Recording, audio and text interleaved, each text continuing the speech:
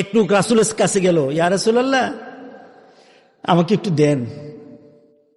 রাসূল বললেন, যা ওই যে একটা লোক আছে ওই বাড়িটাতে, ওই লোকটাকে গিয়ে বলো কিছু দিতে।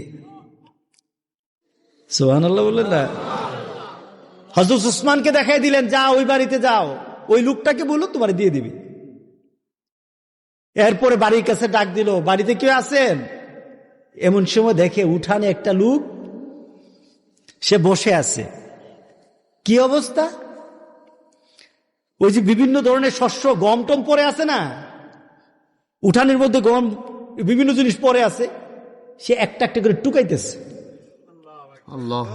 একটা করে টুকাইতেছে। কই এটা কি? সে পিঁপড়া আছে না, ইয়ার মধ্যে পিঁপড়া করে না, উঠানের মধ্যে পিঁপড়া যখন কোনো ধান নিয়ে যায় আপনার কি পিছনে দৌড় দেন? ওই পিঁপড়া নেসকুই, উনি পিঁপড়ার থেকে পর্যন্ত মুক্তি হয়ে কেড়ে নিতেছে দম।